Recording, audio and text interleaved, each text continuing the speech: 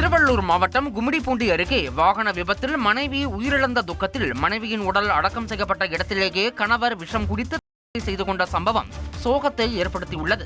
கடந்த ஜனவரி மாதம் 30ஆம் தேதி கணவர் சுரேனுடன் மனைவி தனலட்சுமி இருசக்கர வாகனத்தில் சென்றபோது விபத்தில் சிக்கி பரிதாபமாக உயிரிழந்தார். இதனால் மனம் உடைந்து போன சுரேன் மனைவி அடக்கம் செய்யப்பட்ட இடத்திலேயே விஷம் குடித்து செய்து கொண்டார்.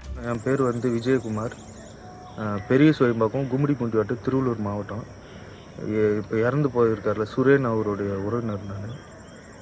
அவர் தனலட்சுமி ரொம்ப வருஷமாக காதலிச்சாங்க. காதலித்து வீட்டில் சம்மதித்து ஊரறிய கல்யாணம் பண்ணார். ரொம்ப கஷ்டப்படுற ஃபேமிலி. அப்படி இருந்தும் நல்லா அந்த பொண்ணை பார்த்துக்கினார்.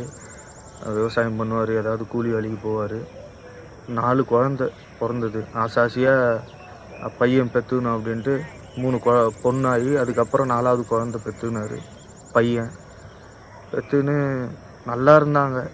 நல்லா மாடு இது பண்ணுறது, பால் வியாபாரம் பண்ணுறது எல்லாமே பண்ணுவார். கஷ்டப்பட்டு இருந்தாலும் அவங்களுக்கு கஷ்டத்தை தர மாட்டார். அந்த பையனை நல்லா படிக்க வைக்கணுன்ட்டு இங்கேருந்து ஒரு 15 கிலோமீட்டரில் ஒரு ஸ்கூல் இருக்குது, சிறுபுல்பேட்டை. அந்த ஸ்கூலில் அந்த குழந்தைய படிக்க வைக்கணுன்ட்டு டெய்லிட்டுன்னு போவார். பைக்கில் போயிட்டு விடுவார். ஃபீஸ் கட்டுறதுக்காக அவங்க 2 பேரும் போனாங்க. காலையில் என்றைக்கு ஜனவரி மாதம் 30ஆம் தேதி போனாங்க. பைபாஸில் ஆக்சிடெண்ட் ஆகி மனைவி இறந்துட்டாங்க. தனலட்சுமி இறந்துட்டு அதுக்கப்புறம் ஒரு 10 நாளாக யார்கிட்டையும் பேச மாட்டார். ரொம்ப கஷ்டப்பட்டார். ரொம்ப இதுன்னு இருந்தார். 4 குழந்தை. அந்த குழந்தைங்களாம் பார்க்க முடியல. அவரும் ரொம்ப டிப்ரெஷன் ஆகியிருந்தார். நேற்று என்ன பண்ணாருன்னா, நேற்று அந்த சமாதியாண்ட பூ போட்டு அழுதுட்டு அந்த பில்லு மருந்து எடுத்து அங்கே சொம்பில் தண்ணி வச்சுருப்பாங்க, அந்த சொம்புலேயே ஊற்றிக்கின்னு குடிச்சிட்டு அந்த சமாதி மேலே காலை போட்டுன்னு படுத்துட்டார்.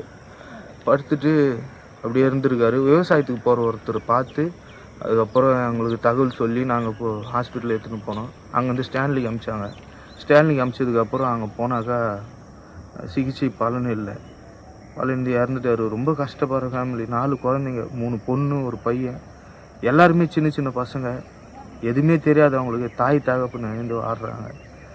அவங்கள யாருக்கும் அவங்க 2 பேருமே எந்த கவர்மெண்ட் வேலையும் எதுலேயுமே இல்லை.